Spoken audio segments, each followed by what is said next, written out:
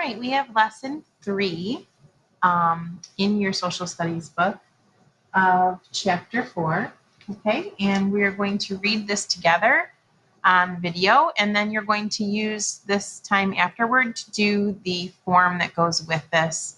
You can have your textbook open while you're completing the form too, because that will give you help, and you might not remember everything just by memory. You might have to look it up again in your text. And of course, that's what we do when we use our textbooks, right? Okay, so our vocabulary would be tax, freedom of the press. The people are Richard Nichols, John Peter Zenger, Martha Turnstall Smith, and Samuel Townsend. And places are New York City. Lesson 3, British New York.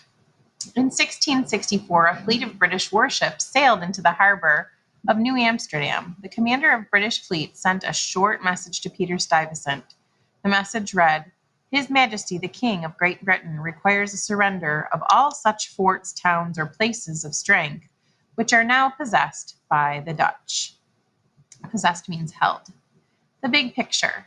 Many countries from Europe wanted the lands and resources of North America. So remember, we said after Hudson discovered the river valley and the other resources along the coast were discovered by the other explorers.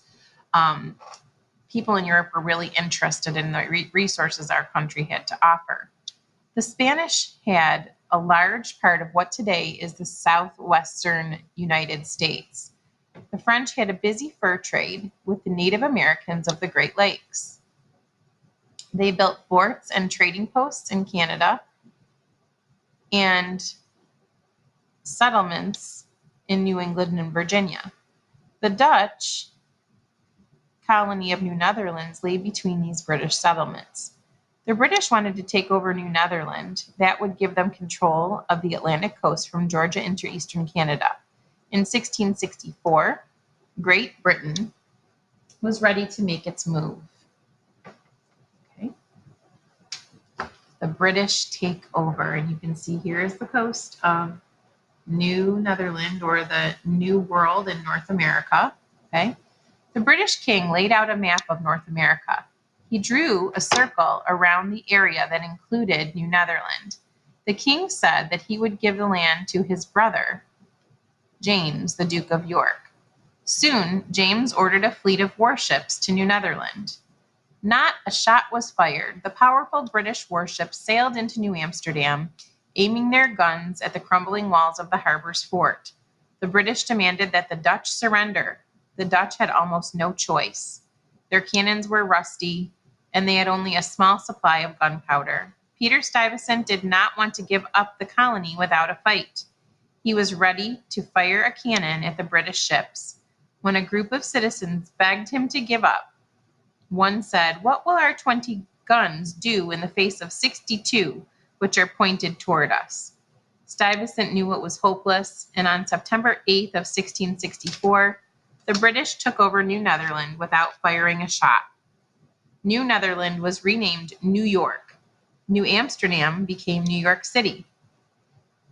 They were named in honor of James, Duke of York. Britain now controlled most of the Atlantic coast of North America.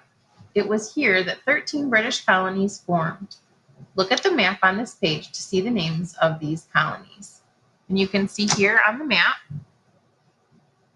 we have Massachusetts, New Hampshire, Massachusetts, New York, Rhode Island. Okay, this is part of Massachusetts up here.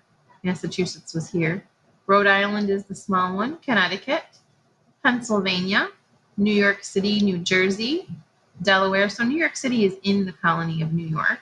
Okay, Delaware, Maryland, Virginia, North Carolina, South Carolina, and Georgia.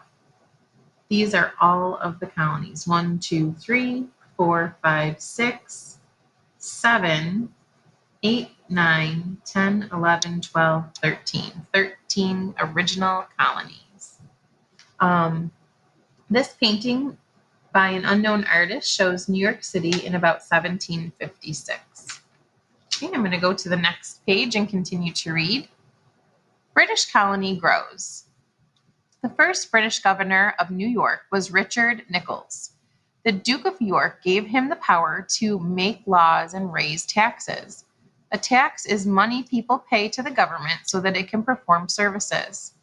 Nicolls set up the colonial government and treated the Dutch well. More people came to settle in the colony. Trade grew as more ships arrived in New York Harbor. The first mail service between America was set up in 1673 between New York and Boston. Now people could receive letters and goods within days. Look at the graph to see how New York's population rapidly increased in the 1700s. Here's a graph showing how many people were in New York in 1698 and how many people there were in 1771. You can see it really grew. The Zanger Trial. In 1733, John Peter Zanger started to publish a newspaper called Weekly Journal. Zanger's paper printed news stories that made fun of Governor William Cosby. Cosby threw Zanger in jail. Zanger was put on trial. The governor expected to win the case. British law said that people could not print things that found fault with the government. Zanger's lawyer argued that the journal stories were true. The journal, he said, had a right to print the stories. The court believed Zanger was not guilty. In the courtroom, people stood up and cheered. The Zanger trial was an important step toward the freedom of the press. This is the right of people to print or tell news stories. Long Island's heritage of the sea. The Montauk and Shinnecock were Native Americans who lived on Long Island. They taught Europeans how to hunt the whales that swam close to shore. Whaling quickly became an important business on Long Island. In 1683, Martha Turnstall Smith and her husband William began a whaling business on Long Island. After her husband's death in 1705, Martha ran the whaling company with the help of her sons, a Native American man named Harry.